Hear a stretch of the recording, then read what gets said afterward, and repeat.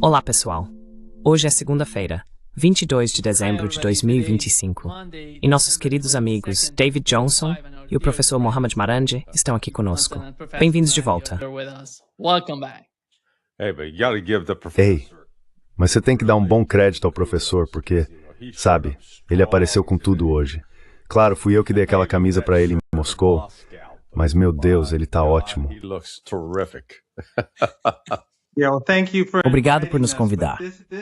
Mas isso é imperialismo cultural do Larry. Em Moscou, ele basicamente me obrigou a aceitá-lo, e agora a usá-lo.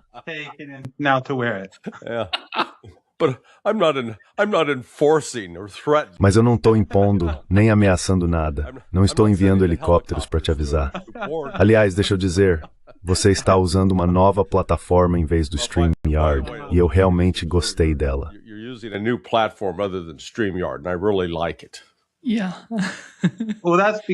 Bem, isso é por minha causa. O StreamYard não funciona no Irã.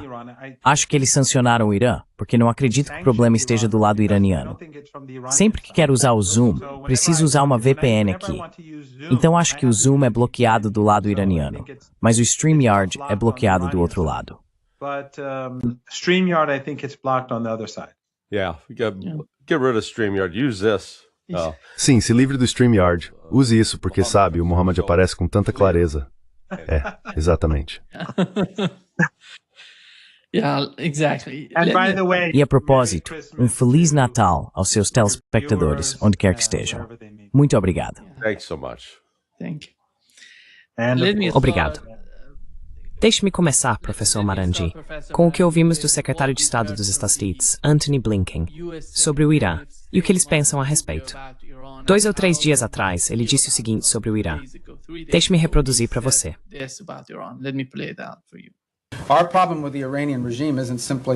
Nosso problema com o regime iraniano não é simplesmente... Bem, obviamente é principalmente o desejo deles de adquirir armas nucleares e o patrocínio ao terrorismo, mas em última instância é a forma como tratam o próprio povo. Eu disse isso em uma audiência no Senado há um ano e vou repetir agora. Não conheço nenhuma nação na Terra onde haja um abismo tão grande entre o regime que governa o país e o povo que vive lá todos os dias. Esse regime não reflete o povo do Irã, que é herdeiro de um legado cultural orgulhoso e antigo e de uma longa e honrada história. E então temos um regime clerical e radical que tomou a riqueza daquele país e a usou não para enriquecer ou proteger seu povo e seu futuro, não para garantir que tenham água e eletricidade suficientes. Eles usaram seu dinheiro para patrocinar organizações terroristas em todo o mundo. É para isso que usaram seu dinheiro. Portanto, vamos continuar apontando isso de forma consistente. Professor Marandi, isso é parecido com o que outra pessoa disse. Vá em frente. Qual é a sua opinião sobre os comentários dele? Well, it sounds similar to Netanyahu. Bem, isso soa parecido com Netanyahu. E claro, ele é um aliado de Netanyahu e o apoia profundamente. Ele também disse que enquanto o Hamas tiver armas, não haverá paz. Em outras palavras, os israelenses podem fazer o que o regime israelense quiser. Podem massacrar e matar. E tá tudo bem que eles tenham todas as armas. Mas se os palestinos tiverem qualquer coisa para se defender, ou responder a décadas de limpeza étnica e massacre israelense, então guerra, massacre e genocídio são de alguma forma justificados. Eu não acho que alguém, quero dizer, há uma década ou uma década e meia, teria levado isso a sério. A decade and a half ago, a lot of people would have taken this seriously. Because in the West, most people really... Porque no Ocidente, a maioria das pessoas, realmente, e em outras partes do mundo, onde a mídia ocidental era muito dominante, levou isso muito a sério. Eu viajei, estive em vários lugares, trabalhei na mídia, e a narrativa sobre o Irã que vem do Ocidente tem sido muito poderosa. Mas acho que nos últimos anos ela enfraqueceu, especialmente depois de Gaza, as coisas mudaram. Eu também diria que depois da Ucrânia, em certa medida, porque a mídia russa se tornou, ao que me parece, mais crítica em relação ao Ocidente. E eles estão reconhecendo ou percebendo como as narrativas ocidentais funcionam em relação à Rússia. They are seeing how Western narratives work on Russia, and so they appreciate more E assim, eles passam a valorizar mais a posição iraniana e a forma como o Irã é demonizado. Mas em geral, depois de Gaza, acho que as coisas mudaram drasticamente. Na verdade, quando vou a certos lugares, vejo que as pessoas estão se posicionando ao lado do Irã. Em outras palavras, elas dizem que apoiam o Irã contra os Estados Unidos e contra o Ocidente. Não estou dizendo que isso seja algo universal, e tenho certeza de que, especialmente nos Estados Unidos e no Ocidente, as pessoas ainda têm uma forte antipatia pelo Irã, ou pelo menos a maioria tem, por causa de décadas de propaganda. Mas em outras partes do sul global, o clima mudou bastante.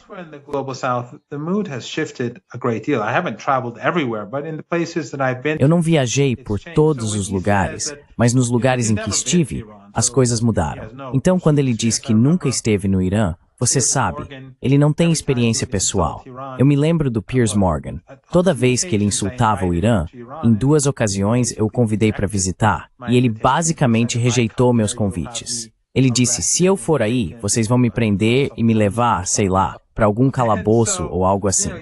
Então veja, ele até se recusa a pôr os pés no país para ver se as ideias dele têm alguma validade.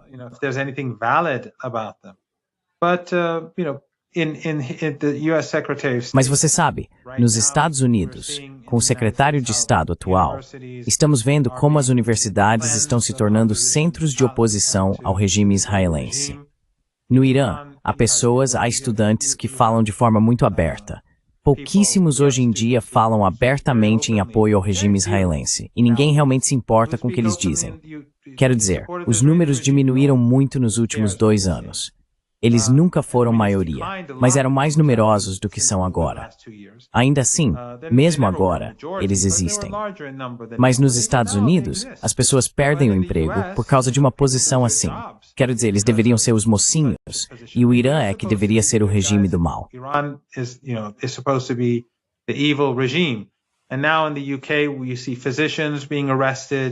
E agora, no Reino Unido, vemos médicos sendo presos por publicações em apoio à Palestina, por usarem a expressão supremacia judaica, que é como as pessoas veem o sionismo.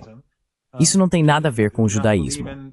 Judeus que não acreditam no sionismo não são vistos como supremacistas, mas os sionistas são vistos como supremacistas, sejam eles judeus, cristãos, muçulmanos ou o que for.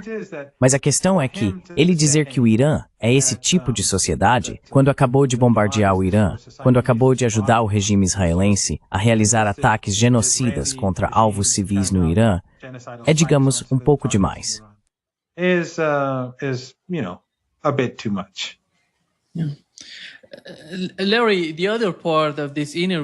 Larry, a outra parte dessa entrevista, que não estava nesse trecho, ele disse que o Irã é um dos países mais sancionados do mundo pelos Estados Unidos.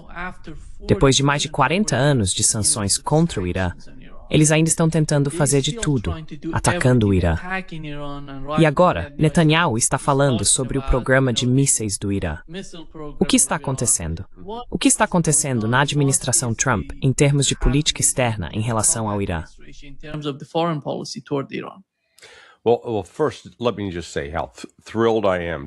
Bem, antes de tudo, deixe-me dizer o quanto estou feliz por estar aqui com 2 grandes amigos. Uma das belezas da internet é que o professor Marandi e eu não nos conhecíamos há 2 anos. Agora tivemos esse tipo de troca e também pude conhecê-lo pessoalmente e perceber que ele é uma pessoa alegre e decente. Sim, muito obrigado. Um dos lados positivos da internet é que agora podemos realmente construir novas amizades internacionais de uma forma que não era possível há 25 anos. Naquela época, talvez você apenas enviasse uma carta ou algo assim. Então, deixe-me dizer o seguinte. O governo Trump está perdido. Eles estão tentando encontrar um tema. E você sabe, Trump quer dizer, eu sou o presidente da paz. Trump wants, I'm the president of peace. Look at all the peace I'm bringing. Launch those bombers. Olhe toda a paz que estou trazendo. Lance esses ataques de bombardeiros contra a Venezuela. Vamos explodir esses barcos e matar um monte de pessoas inocentes. Parece um pouco contraditório essa narrativa. E, na verdade, eles passaram de enfatizar que estamos interrompendo o fluxo de drogas para os Estados Unidos, para agora dizer, não, estamos indo atrás de todo esse petróleo ilícito que o Irã tem. E o meu favorito foi o que eu chamo de lembrança do passado. Meu Deus, o Irã tem todas essas redes pela América Central e do Sul. Então, no decorrer do meu trabalho com a Berg Associates, eu tinha 2 outros parceiros. Fizemos muitas investigações secretas, incluindo investigações sobre falsificação de produtos. Investigations into product counterfeiting. E o que descobrimos foram essas redes familiares muçulmanas libanesas, fortemente concentradas na Zona Franca de Colón. Uma das maiores famílias, os Waqed, Abdul Waqed e seu filho Nadal. Nadal chegou a ser chefe da Zona Franca de Colón em certo momento. Eles possuem enormes lojas duty-free em toda a América Central e do Sul e estiveram envolvidos em lavagem de dinheiro. Mas não é só isso. Quero dizer, existem literalmente dezenas dessas redes familiares e você as encontra no Panamá, na Isla Margarita, que fica na costa da Venezuela, em Maicao, na Colômbia. Parece um lugar na China, mas é essa cidade do Velho Oeste, no canto nordeste da Colômbia, que serve como porta de entrada do contrabando, principalmente para Bogotá e Medellín. Primarily Bogotá, Medellín, they have these incredible black markets. Eles têm esses mercados negros incríveis lá. Depois isso vai até Ciudad del Este, a área da tríplice fronteira onde Paraguai, Argentina e Brasil se encontram. E depois no Chile, Iquique. Agora, os Estados Unidos sempre tentaram fingir que isso é uma rede terrorista. Essas pessoas são capitalistas puros, certo? Elas se importam em ganhar dinheiro. E o fato é que, sabe, eles não são um bando de fanáticos anti-judeus. Lembro-me de uma ocasião em que outro ex-membro da DEA e eu estávamos realizando uma auditoria em uma empresa de propriedade judaica na Zona Franca de Colón. Chamava-se El Triunfo. O dono, José Meneghet, posso falar dele agora porque ele está morto. José Meneghet, I could talk about him now because he's dead. But he got jammed up where the US embassy was going to... Mas sabe, ele se complicou quando a embaixada dos Estados Unidos ia cancelar o passaporte dele porque achavam que ele estava envolvido com o tráfico de drogas. E veja, ele era um homenzinho redondo, gordo, parecia uma bola de boliche com pés. Ou, como dizem em espanhol, uma sandia com patas, uma melancia com pés. O cardiologista dele ficava na cidade de Nova York e, por Deus, ele precisava viajar aos Estados Unidos para se consultar. Então, em desespero, ele abriu seus livros e nós fomos avaliá-los. Um dia eu vim ouvindo dos advogados panamenhos, latinos, dizendo: cara, esses muçulmanos, rapaz, lá na Zona Franca de Colón, são malucos. Tentaram erguer containers de 12 metros de altura.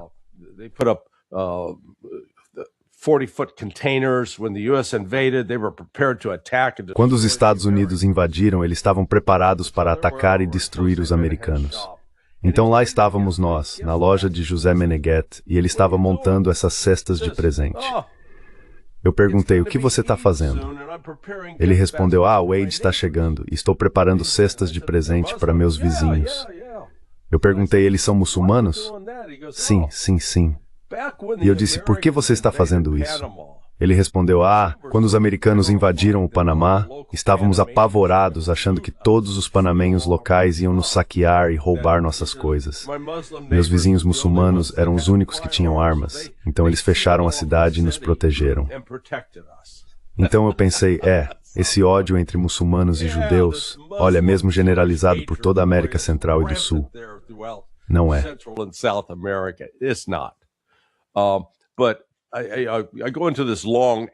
Eu entro nessa longa anedota apenas para ilustrar o tipo de porcaria, a propaganda, que sai de Washington, D.C., sem entender absolutamente nada sobre como toda aquela região funciona.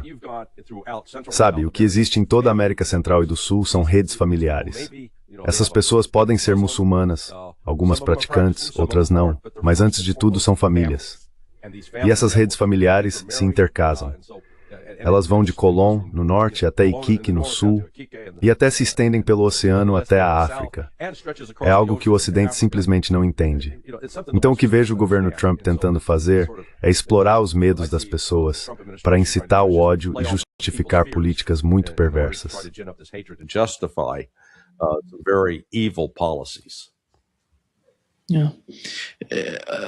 Professor Marandi, deixe-me trazê-lo para a conversa. Sabemos que o líder supremo do Irã disse recentemente que se houver concessões no programa nuclear, as pessoas começarão a falar sobre o programa de mísseis, sobre direitos humanos, liberdade de expressão, tudo isso. Pouco a pouco, isso se aproxima de, digamos, uma pressão por uma mudança de regime no Irã, a chamada mudança de regime. Na sua opinião, com o que está acontecendo?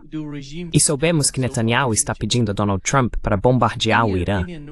Como o senhor vê essa situação? Acha que isso é algum tipo de nova retórica? Porque, quando olhamos para a mídia influenciada pelo governo israelense, eles estão constantemente dizendo que Israel vai atacar o Irã a qualquer momento. Qual é a sua visão sobre o que está acontecendo?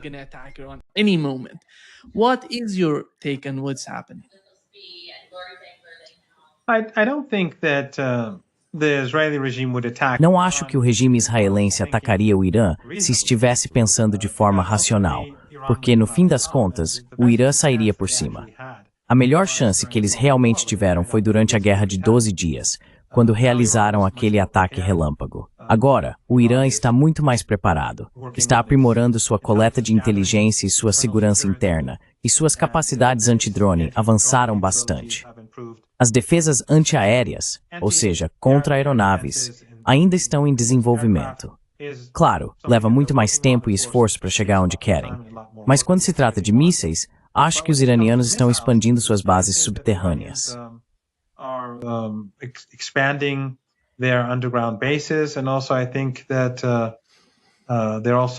E também acho que eles estão se expandindo, pelo que eu vi. Não sei disso por nenhuma fonte dentro do governo, mas o que tenho visto online é que eles ampliaram o alcance de seus mísseis. Acho que isso significa que também lançarão mísseis a partir do leste do Irã, o que tornaria muito mais difícil para o regime israelense ou para os americanos, porque teriam que voar muito mais para o oeste ou para o norte para atingir qualquer um desses locais. Então, se houver outra guerra, acho que será muito pior para o regime israelense. Mas o problema com Netanyahu e seus aliados fanáticos é que as necessidades deles não são necessariamente as necessidades do regime israelense.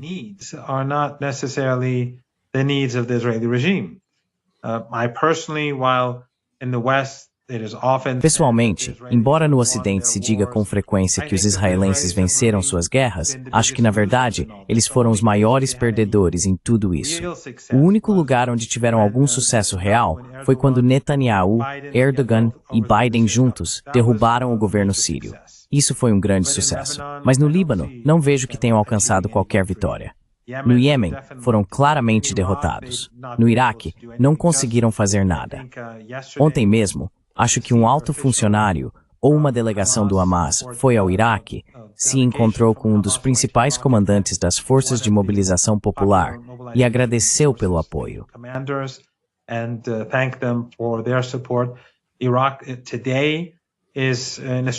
O Iraque hoje está em uma posição mais forte para apoiar os palestinos do que estava antes das eleições, porque as facções pró-resistência aumentaram consideravelmente suas cadeiras. Elas provavelmente terão uma voz decisiva na escolha do gabinete e do primeiro-ministro. Então eu não vejo, na guerra com o Irã, os israelenses tendo sucesso. Acho que está claro que eles fracassaram. Não vejo outra guerra como algo que beneficiaria o regime. Acredito que seria pior. Mas penso que os cálculos de Netanyahu dizem mais respeito a Netanyahu e os cálculos de sua esposa dizem mais respeito às próprias necessidades dela. Ela, é claro, tem enorme influência sobre ele. Portanto, há uma possibilidade de que ataquem, mas acredito que não dará certo.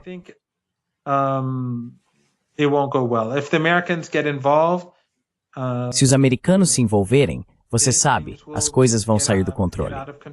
Vimos que os americanos realizaram um ataque limitado ao Irã, e os iranianos revidaram, atingiram sua base no Catar, destruíram seus sistemas de radar, causando provavelmente bilhões de dólares em prejuízos. Mas, se os americanos quiserem se envolver seriamente, então não tenho dúvida, e já disse isso muitas vezes, de que os iranianos vão eliminar tudo no Golfo Pérsico, porque as bases americanas estão em todos esses países. Isso derrubaria a economia global e seria uma catástrofe para todos. Mas essa seria a resposta do Irã a uma guerra travada pelos Estados Unidos. Por mais que eu analise, não é lógico que o regime ataque, mas isso não significa que não o fará. Yeah. Larry, qual é a sua opinião sobre isso? Well, no, I agree with the professor. Bem, não, eu concordo com o professor. Mas existe esse descompasso entre a retórica e a capacidade militar real. Como vimos com o que aconteceu no Mar Vermelho com os Houthis, a linha básica de Trump era: cara, aquele governo Biden era um bando de frouxos. Agora vamos mostrar a esses Houthis quem manda. O que eles descobriram? Bem, esses Houthis são os caras duros, meu amigo. Tudo o que tentamos fazer para enfraquecê-los e destruí-los, eles simplesmente voltavam à carga. Era como o coelhinho da Energizer. E rapaz, eles conseguiram aumentar o ritmo de derrubar aqueles drones Predator. Antes, eles derrubavam cerca de um por mês e aumentaram para cerca de um por semana. They upped it to about one a week. And $35 million a piece. E veja, 35 milhões de dólares cada, isso é bem caro. E depois houve as ameaças apresentadas aos navios dos Estados Unidos, então os Estados Unidos tiveram que se retirar. O que me chama a atenção, e eu gostaria de saber o que o professor observou, é que o auge da pressão econômica sobre o Irã aconteceu em 2015, com a assinatura do JCPOA, porque naquela época tanto a China quanto a Rússia estavam acompanhando o Ocidente. Sim, vamos colocar essa pressão sobre os iranianos. Agora onde estamos? Bem, com as sanções de snapback, e eu ainda não entendo por que as chamam de snapback, porque pelo que entendo elas nunca foram retiradas. Como é possível restaurar algo que sempre esteve lá? How can you snap something back that's still been there all along? That's the first absurdity. Essa é a primeira absurdidade. Mas agora, você sabe, tanto a Rússia quanto a China estão cansadas de todas as bobagens, das ameaças e do bullying vindos de Washington e da Europa. Então, quando aquele snapback foi anunciado, Rússia e China deixaram claro: não vamos mais fazer isso. Eu vejo isso como uma abertura econômica para o Irã que não existia há 2 anos. Agora eles têm colaboração tanto com os russos quanto com os chineses. E acho que até com a Índia, certo? Então, há uma espécie de luz econômica no fim do túnel para o Irã que não existia 2 anos atrás. E todo esse esforço do Ocidente para usar seu poder econômico a fim de pressionar o Irã está descobrindo que esse poder se enfraqueceu. They're finding out that power has eroded, and I think if you could get. E eu acho que se você pudesse levar Xi Jinping e Vladimir Putin para um canto e ter uma conversa privada, ambos provavelmente ficariam bastante surpresos também com o fato de as coisas terem chegado a esse ponto, que seus esforços para se libertar da hegemonia ocidental, especialmente no campo econômico, estão realmente começando a funcionar. E está funcionando de uma forma que está realmente assustando o Ocidente. Então, acho que precisamos reconhecer a mudança fundamental que ocorreu no Irã depois, em 25 de junho, após o fim da Guerra de 12 Dias. Os esforços anteriores da liderança iraniana para manter russos e chineses à distância desapareceram. Vários funcionários iranianos, tanto do Ministério das Relações Exteriores quanto do Ministério da Defesa, têm acumulado milhas de viagem, indo e voltando entre Moscou e Pequim. Por isso, professor, eu gostaria de saber quais têm sido as suas observações. Professor, what's your observations have been? I think Acho que você está absolutamente certo ao dizer que a diferença entre agora e 2015 é enorme. Naquela época, a Rússia e a China eram países muito mais fracos. A Rússia ainda estava se recuperando, em meio ao seu crescimento, mas ainda não havia chegado ao ponto em que está hoje. E os russos e os chineses não enfrentavam sanções naquela época. Então, trabalhar com o Irã teria sido custoso, e a pressão dos Estados Unidos também era pesada. O que os russos e os chineses faziam no Conselho de Segurança da ONU era enfraquecer as sanções ou as resoluções, mas não enfrentavam os Estados Unidos. Isso começou a mudar gradualmente, mas acho que a maior virada aconteceu depois do início da guerra na Ucrânia, porque a divisão entre a Rússia e o Ocidente se tornou enorme.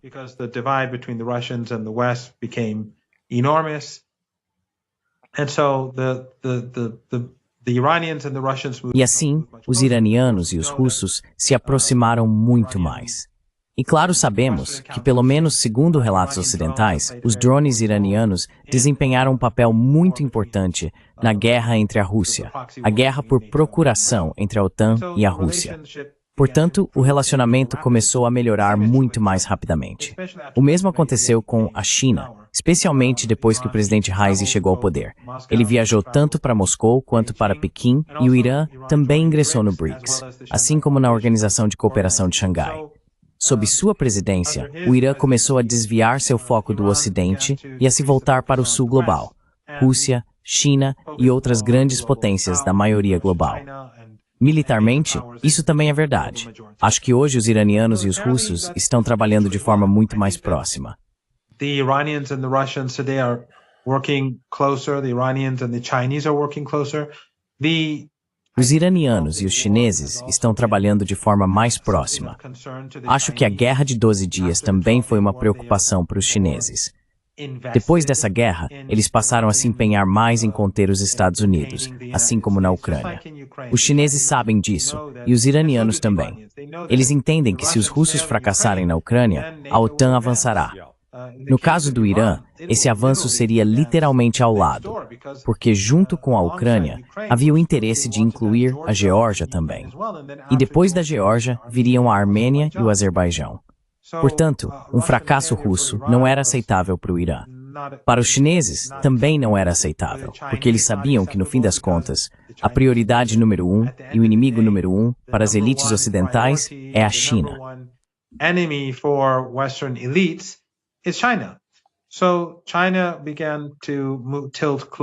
Então a China começou a se aproximar ainda mais do Irã depois da Guerra de 12 Dias. De certo modo, nos últimos anos, os Estados Unidos e os europeus foram muito bem-sucedidos em aproximar diferentes países. Irã, Rússia, China e outros estão entre esses países. O mesmo vale para a Índia. Os Estados Unidos vêm cultivando sua relação com a Índia há pelo menos 2 décadas, e agora, de repente, seu comportamento acabou empurrando a Índia em direção à Rússia e à China. Obviamente, o Irã também se beneficia disso. Vimos as imagens do primeiro-ministro indiano com os presidentes russo e chinês sorrindo juntos na China.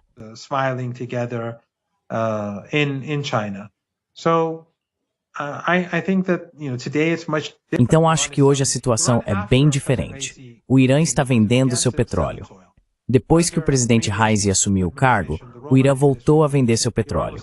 Sob o governo anterior de Rouhani, o Irã vendia muito pouco. Então o Irã começou a oferecer seu petróleo a preços com desconto. Gradualmente, as exportações cresceram, os descontos diminuíram, e quando ele faleceu no acidente de helicóptero, o Irã já vendia todo o seu petróleo em plena capacidade. Sem mais descontos. Segundo Pezeshkian, isso continua. Under the Pezeshkian administration, this is continuing. In fact, Iran's oil production is growing, and we're seeing the beginning. Na verdade, a produção de petróleo do Irã está crescendo, e estamos vendo o início de algo muito importante no país, algo que não está sendo discutido, que são as reformas energéticas. O Irã concede enormes subsídios para gasolina, eletricidade e gás natural. Por exemplo, no Irã, a gasolina custa cerca de 1 centavo por litro, o que é inacreditável. Mas é claro, isso causa consumo excessivo, desestimula a conservação e cria um grande incentivo para o contrabando. Agora, o governo está indo a reformar isso e reduzir os subsídios. Ainda é extremamente barato, mas este é o começo de um processo.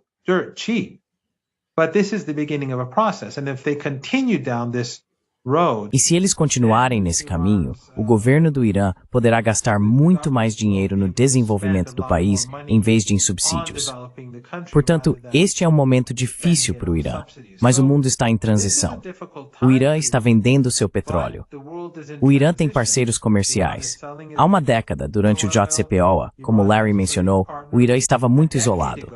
Os russos tinham medo de se envolver com o Irã. As empresas tinham medo de trabalhar com o Irã.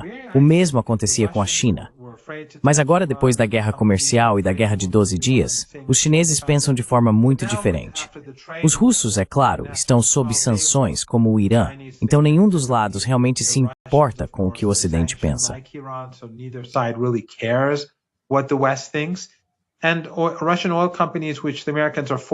E as empresas petrolíferas russas, que os americanos estão expulsando de outros países, agora estão investindo no Irã.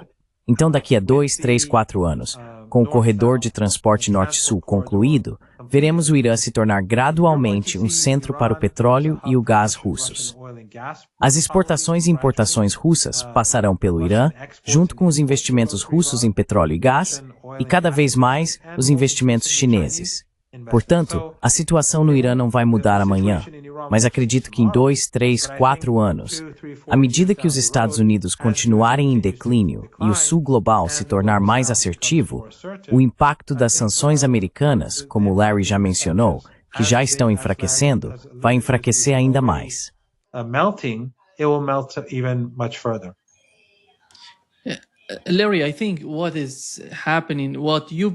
Larry, acho que o que está acontecendo, o que você mencionou e o que o professor Marandi mencionou, é que a guerra na Ucrânia realmente mudou as coisas. Você deve se lembrar de que quando a guerra na Ucrânia começou, a China era muito cautelosa em apoiar a Rússia. Hoje, eles não são mais cautelosos. Estão declarando abertamente sua política e apoiando a Rússia. E no caso do Irã, eles também eram mais cautelosos antes da guerra entre Irã e Israel. A guerra de 12 dias. Eles não queriam ir tão longe contra Israel. Mas agora você vê o ministro das Relações Exteriores do Irã dizendo que estão prontos. Se Israel atacar, eles estão prontos para responder. Esses países costumavam ser muito cautelosos em sua atitude em relação aos Estados Unidos e a Israel. Você não vê mais isso agora, seja com a Rússia e a China depois da guerra comercial, ou com o Irã depois da guerra com Israel. Não sei se isso é realmente compreendido em termos de política externa dos Estados Unidos e das políticas de Trump.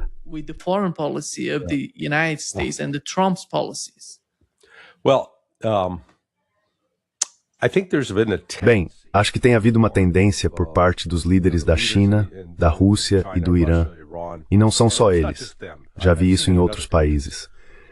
Deixe-me levá-lo de volta a mais de 20 anos atrás. Eu era instrutor em um programa administrado pelo Programa de Treinamento em Assistência Antiterrorismo do Departamento de Estado dos Estados Unidos. Eu costumava ser o vice-diretor desse programa, mas depois que saí do Departamento de Estado, voltei para dar aulas nele. Eu ensinava a parte sobre tendências terroristas e questões de direitos humanos, basicamente incentivando os países, não torturem, ignorem o que nós fazemos, mas não torturem, esse tipo de coisa. Isso foi por volta de 2003 ou 2004. E eu posso mostrar a você aqui, deixe-me mostrar. Espere só um segundo. Here, let me show you. Just stand by for a second.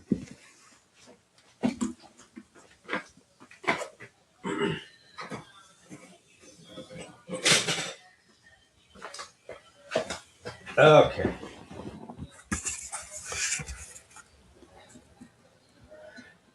As you can see the flags of all these different countries. Como você pode ver, havia bandeiras de todos esses diferentes países. Então, não era apenas um país isolado. Eles vinham até mim o tempo todo e diziam, certo, conte pra gente, qual é a verdade sobre a guerra no Iraque? Eles presumiam que os Estados Unidos estavam mentindo para eles, que tínhamos algum plano secreto que estávamos seguindo. Era assim que eles pensavam. E eu disse, não, confie em mim, não há plano. Ou se há, ele foi muito mal executado. Acho que sempre houve essa tendência, especialmente na Rússia, na China e no Irã, de superestimar a capacidade dos Estados Unidos e de pensar que estamos trabalhando de forma muito metódica em algum plano secreto, quando na realidade somos apenas malévolos, somos maliciosos e não temos os melhores interesses da Rússia, da China ou do Irã em mente.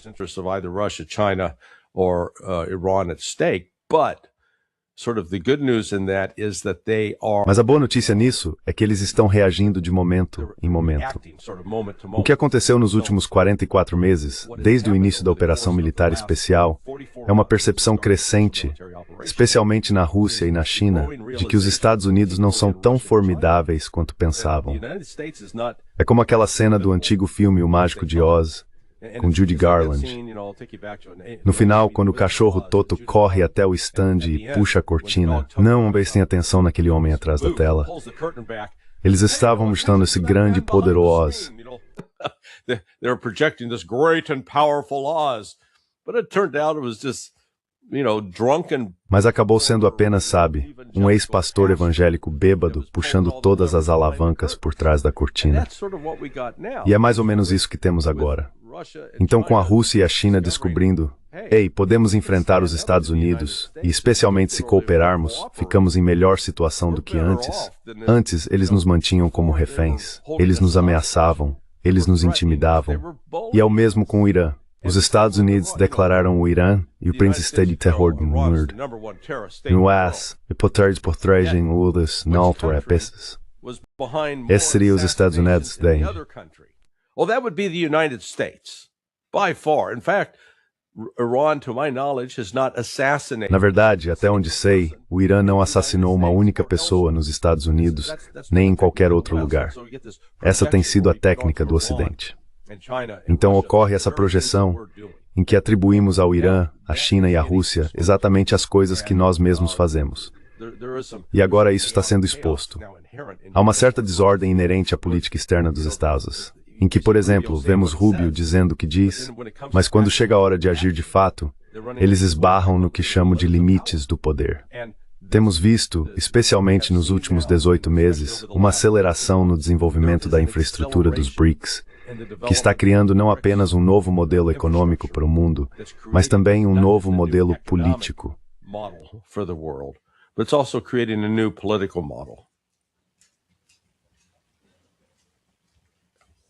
Professor Marandi,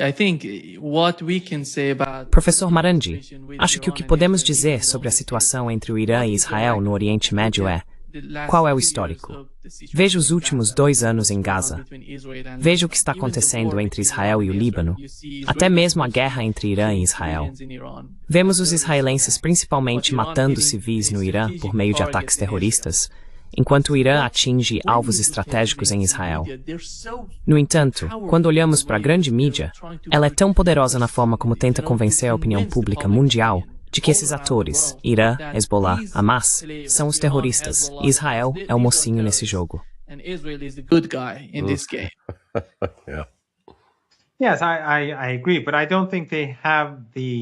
Sim, eu concordo. Mas não acho que eles tenham o mesmo nível de sucesso que tinham antes. Lembro que durante a Guerra de 12 Dias, alguém me enviou um link para uma música, e o número de pessoas que tinham assistido e curtido era sobre os ataques do Irã a Tel Aviv e a Israel. Era enorme. O apoio popular ao Irã em todo o sul global foi imenso, enquanto no passado, o Irã sempre era demonizado. Para mim, foi algo novo, porque eu sempre vinha defendendo o Irã ao longo dos anos, dizendo, veja, o Irã não é a sociedade maligna e anormal que dizem que é. Mas, nos últimos anos, especialmente depois da guerra, tem sido exatamente o oposto.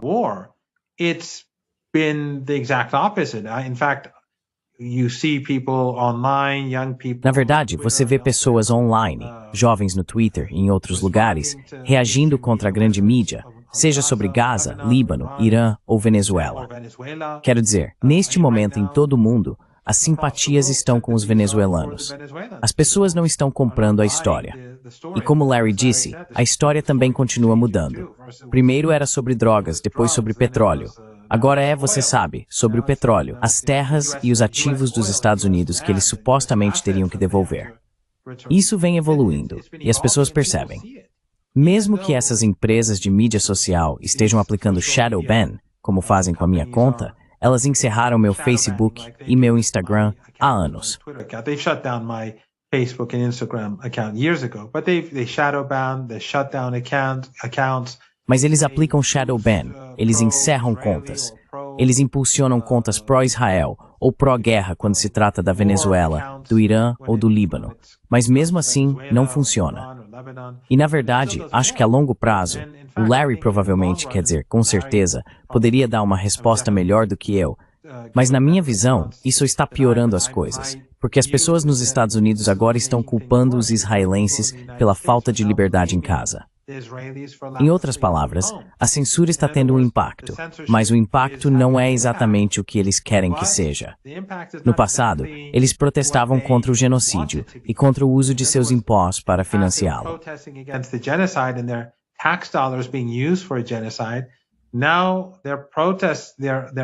Agora, eles estão irritados porque não podem mais protestar.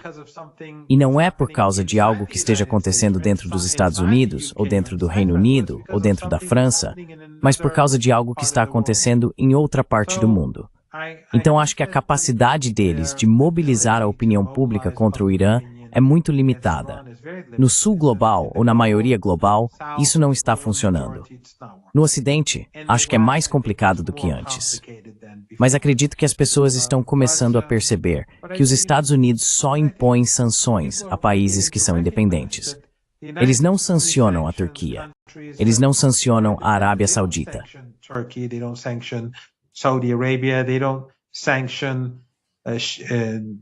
Eles não sancionam o México. Eles não sancionam. Bem, eles só sancionam a Venezuela, Cuba, Nicarágua. Eles só sancionam o Irã. E no passado, a Síria, o Líbano, o Iêmen. Por quê? Porque esses países se opõem às suas políticas, porque se opõem ao genocídio. Outros países vivem sem sanções, embora muitos deles não estejam indo muito bem economicamente por uma série de razões. Mas eles não têm sanções porque seguem a política dos Estados Unidos. A Arábia Saudita e o Catar não têm eleições. Ambos são estados wahhabitas. Mohammed bin Salman afastou o país do wahhabismo, o que é algo positivo, mas tradicionalmente o wahhabismo veio da Arábia Saudita. Agora, o Catar assumiu a liderança. É o país mais importante no apoio a esses grupos extremistas.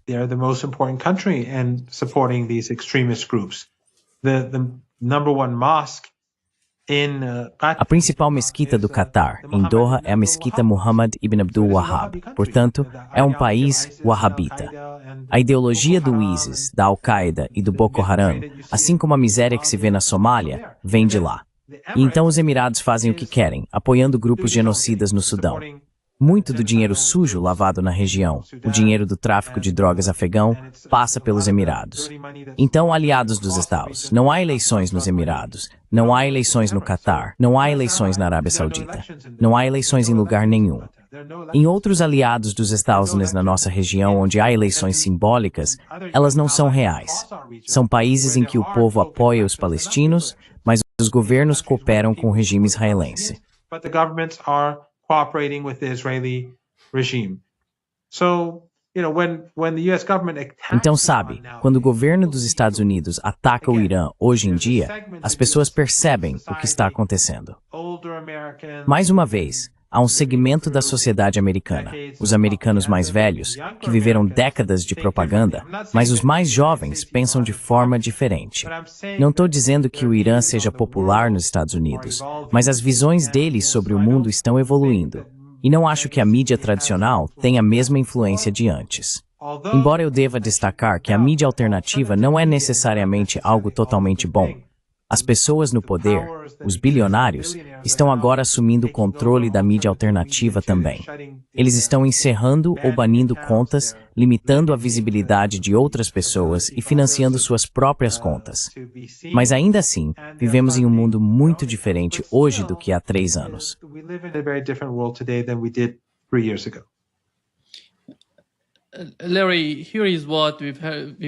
Larry, aqui está o que ouvimos, o que aprendemos com a mídia israelense.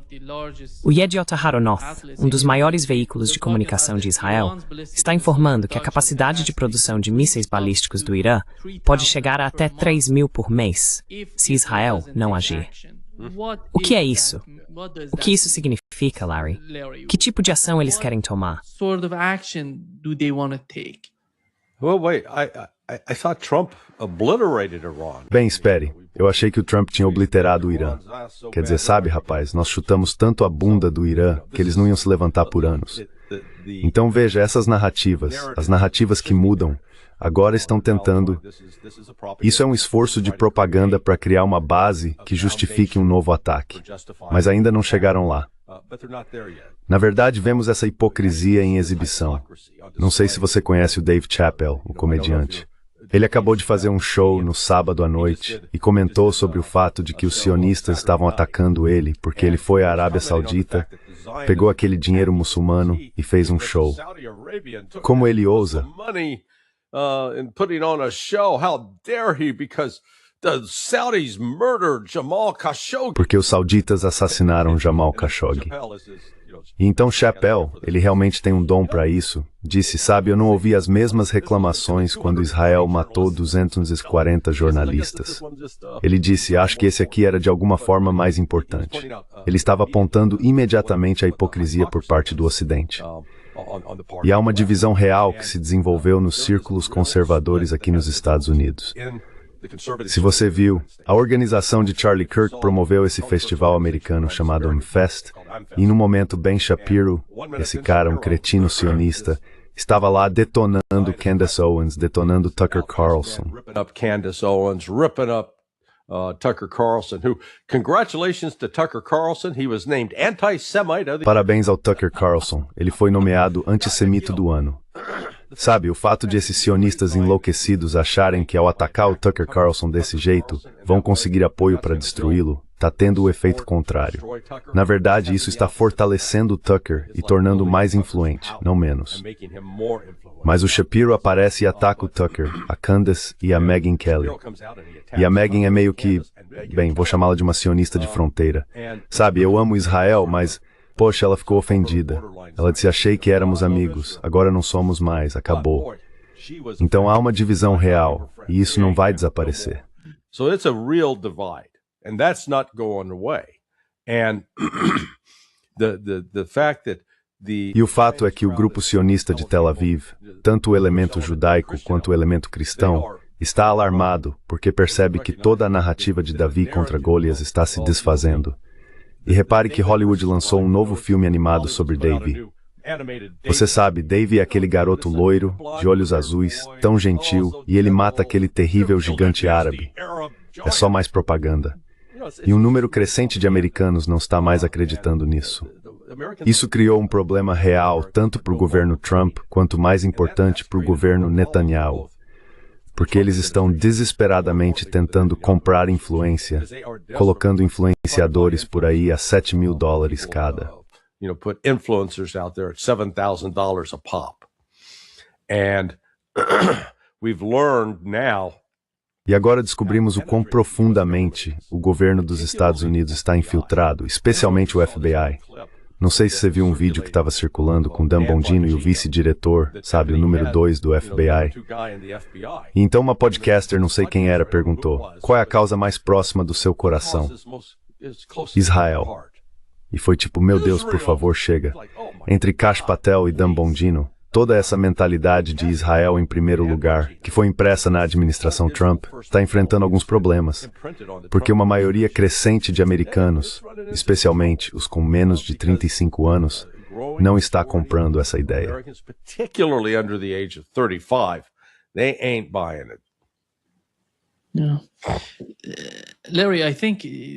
Larry, acho que o caso de Charlie Kirk está recebendo muita atenção, sabe? Mesmo com as novas informações que estão surgindo. Estão dizendo que, de alguma forma, o FBI estava encobrindo algo que eles estavam tentando fazer. I'll tell you exactly what I think they're covering up. I think the FBI had information. Vou te dizer exatamente o que acho que eles estão encobrindo. Acho que o FBI tinha informações de que havia um plano de ataque de Israel contra Charlie Kirk e que eles falharam em impedi-lo. Depois disso, o objetivo deles foi encobrir tudo, assim como o governo dos Estados Unidos encobriu o ataque de Israel ao USS Liberty. Acho que as evidências circunstanciais que apontam para isso são enormes. E a história sobre esse garoto, Tyler Robinson, sabe, que nunca tinha ido àquela universidade antes, que não a tinha observado com antecedência, simplesmente não faz sentido. He hadn't scoped it out in advance. And I can't emphasize enough that if you're going to... E não posso enfatizar o suficiente que se você vai realizar, sabe, uma tentativa de assassinato contra alguém usando um rifle de longo alcance, é preciso saber onde a pessoa vai estar sentada. E também é preciso saber a distância entre o ponto de disparo e o alvo, porque o local onde você mira o rifle muda o ponto em que a bala vai atingir, dependendo da distância. As balas viajam em um arco, elas não seguem em linha reta. Elas acompanham a curvatura da Terra.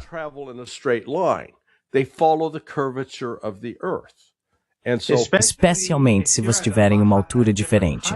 Sim, sim, no topo de um prédio.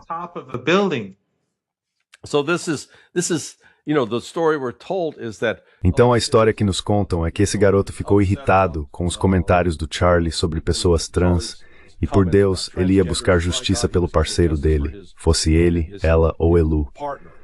Supostamente ele pegou o rifle do avô, juntou algumas munições extras e foi para o campus procurar um lugar de onde pudesse atirar. Essa história tem tantos buracos que chega a ser ridículo.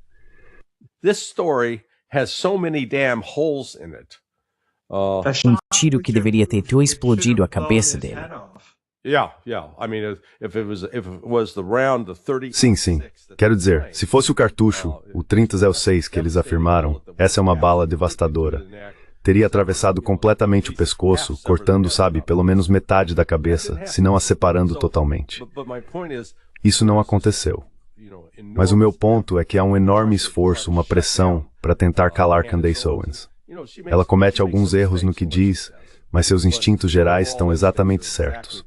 A cortina foi puxada em relação aos sionistas que vinham operando a máquina nos bastidores, e eles estão sendo expostos. Isso criou um problema para Netanyahu, está criando um problema para o futuro de Israel, e está criando um problema para Trump.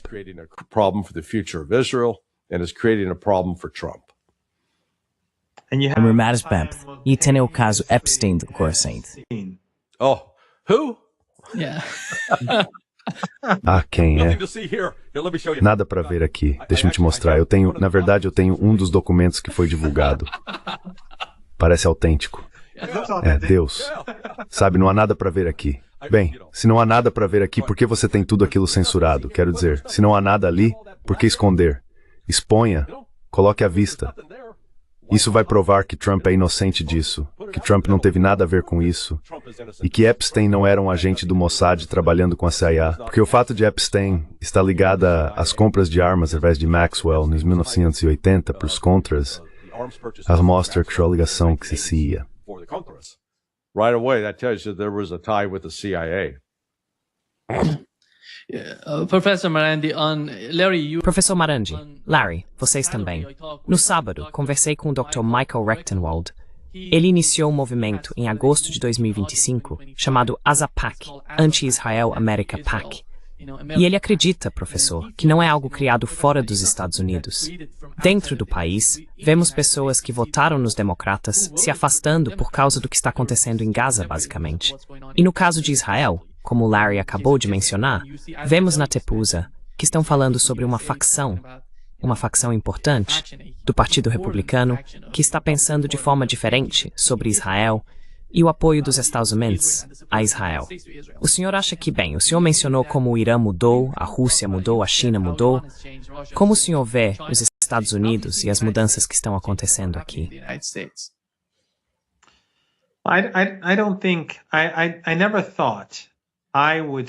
Eu nunca pensei que veria esse tipo de mudança na minha vida. Quero dizer, não tenho uma opinião formada sobre o próprio Mamdani. Talvez ele seja outro Obama, talvez seja alguém mais ou menos decente, talvez seja realmente decente, não sei. Mas o fato de tantos jovens judeus terem votado nele, acho que por si só já é um sinal importante e significativo. Mostra que não são apenas os americanos cristãos, ou seculares ou muçulmanos. São americanos de diferentes origens religiosas, raciais e étnicas que estão se voltando contra o regime israelense. E o Larry saberia disso muito melhor do que eu, porque eu moro no Irã. Mas eu sempre vi Israel como tendo uma influência muito clara sobre a opinião pública dos Estados Unidos. Sempre. E nunca pensei que isso fosse mudar.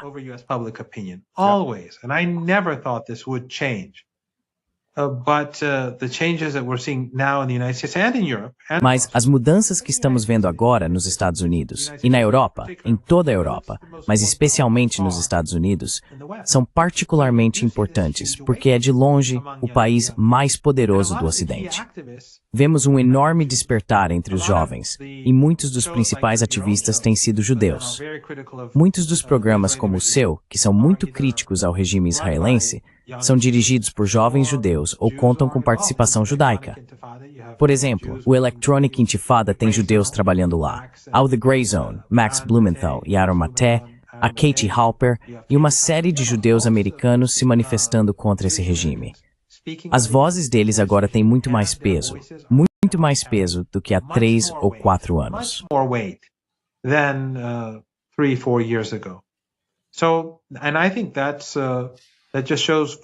Então, acho que isso mostra, antes de tudo, como os jovens americanos são moralmente decentes quando recebem informações reais. As opiniões deles evoluem. E é por isso que acredito que os últimos 2 anos e pouco foram catastróficos para o regime israelense. Acredito que eles são os grandes perdedores em tudo isso. Quero dizer, todos aqueles países que foram cúmplices, os que venderam petróleo, transportaram petróleo, fizeram negócios como de costume, ou continuaram comprando gás, todos falharam moralmente, falando da nossa região. Ou aqueles que têm embaixadas e fazem comércio, ou os que foram ao Egito e a Sharm el-Sheikh. Acho que todos eles são cúmplices. Mas ainda acho que o regime israelense é o grande perdedor em tudo isso, e seus apoiadores também são grandes perdedores. As pessoas estão envergonhadas agora. Muitas pessoas têm vergonha até de dar uma... Quero dizer, no Irã, como eu disse há 3 anos, não posso dar números, eu sei, porque é algo anedótico. Mas havia estudantes que atacavam os palestinos. Eles não tinham nenhum conhecimento histórico, mas muito disso era apenas em oposição ao governo.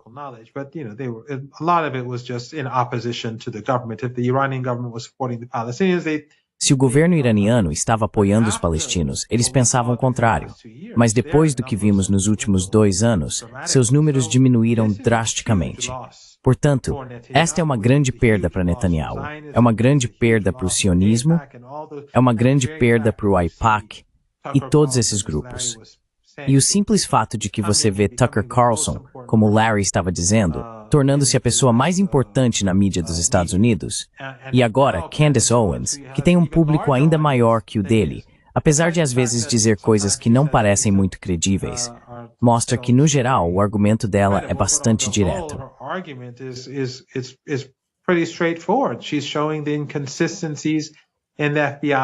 Ela está mostrando as inconsistências no relato do FBI, e esse relato simplesmente não é verdadeiro.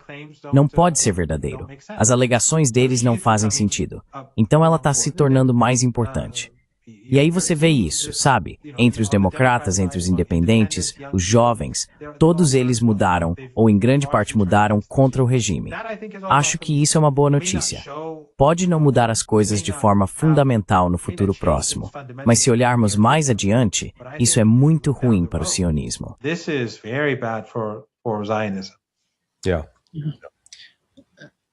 Sim, Larry, antes de encerrarmos, qual é a sua compreensão? O professor Marandi acabou de descrever como ele se sente, como ele vê a situação nos Estados Unidos. Mas e para você? Você vive lá? Vê tudo de perto? Qual é a sua opinião sobre isso? What is your take on that? Well, actually, looking back, especially over the last 60 years. Bem, na verdade, sabe, olhando para trás, especialmente nos últimos 60 anos, ou digamos 65 anos, eu marco isso a partir do lançamento do filme Êxodo, que teve Paul Newman como protagonista. Esse foi realmente o primeiro grande processo de mitologização de Israel como, sabe, o pequeno Davi lutando contra o Golias dos árabes e muçulmanos malignos.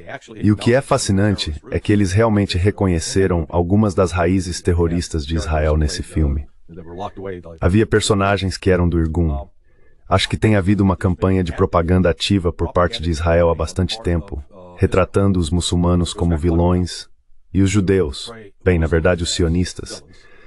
Porque, como o professor Marandi observou corretamente, há muitas pessoas que professam o judaísmo ou reconhecem suas origens judaicas e que estão se manifestando contra Israel.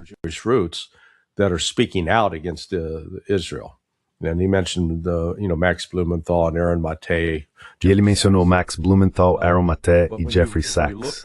Mas quando você observa o que a religião islâmica diz, não importa se é sunita ou xiita, o que ela diz sobre Jesus, o que ela diz sobre sua mãe Maria, é respeitoso. Reconhece Jesus como profeta e exalta sua mãe Maria. Acho que ela é mencionada de uma forma que nenhuma outra mulher na história islâmica é mencionada. E enquanto isso, quando você chega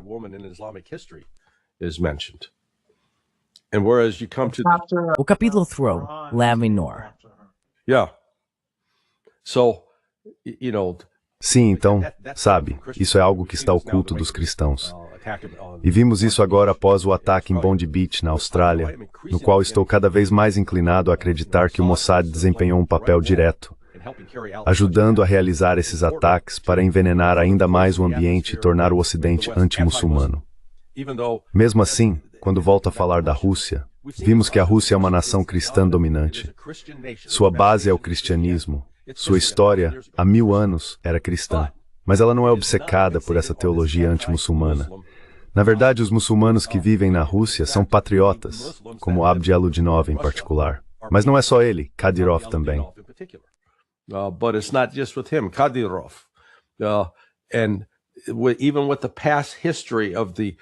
Mesmo com o histórico da intensa guerra civil que ocorreu na Chechênia há mais de 16 anos, a Rússia não cai nessa armadilha.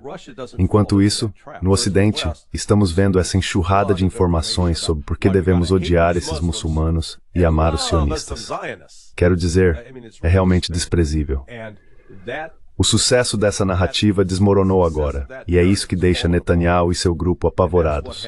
Porque, de qualquer forma, eles acabaram de levar 1000 pastores evangélicos a Israel, uma viagem com todas as despesas pagas. E sabe, garanto que vários desses pastores receberam ofertas de oportunidades sexuais como parte do pacote turístico, das quais participaram livremente.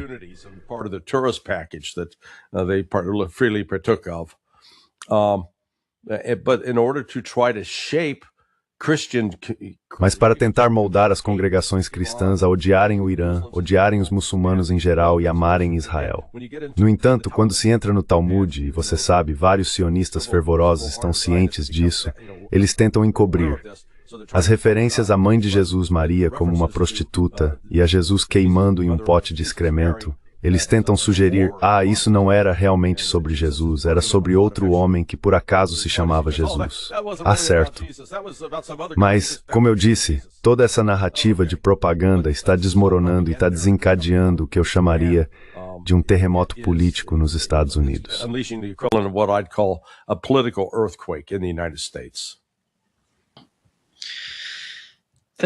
Muito obrigado, professor Marandi e Larry, por estarem conosco hoje.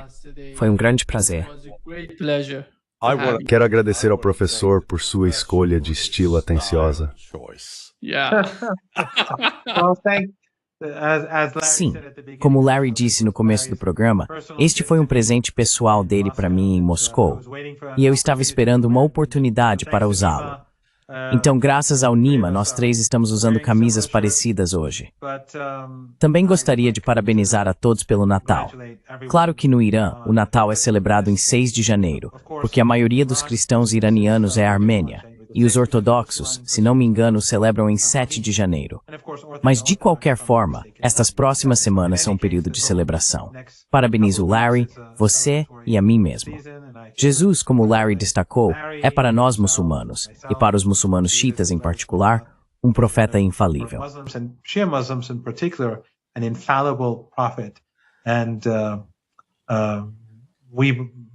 E nós acreditamos que no fim dos tempos ele retornará.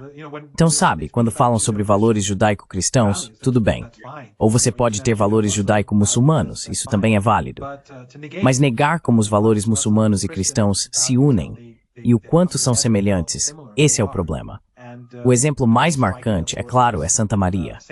E muitos iranianos e membros das forças de mobilização popular do Iraque, pessoas do Hezbollah, morreram lutando por bairros cristãos no Iraque, áreas cristãs na Síria e regiões cristãs no Líbano. E é claro também os Yazidis, que seguem uma religião diferente. De qualquer forma, meus parabéns a todos e espero que todos tenham uma excelente temporada de festas.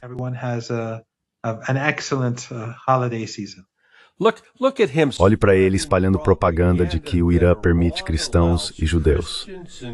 Quero dizer, todos nós sabemos pela comunidade de inteligência dos Estados Unidos que eles foram todos eliminados. Bem, Larry, você sabe, isso é imperialismo cultural. Recebi isso de você. O professor Marandi é uma importante voz da razão. E desejo a você boa saúde e sucesso contínuos no novo ano, fazendo o que faz. Você desempenha um papel importante em ajudar a educar o mundo. you play an important role in helping educate the world. And I think. O Brexit. Muito obrigado. Thank you so much. Certo, Ordauer? Obrigado. Certo, pessoal.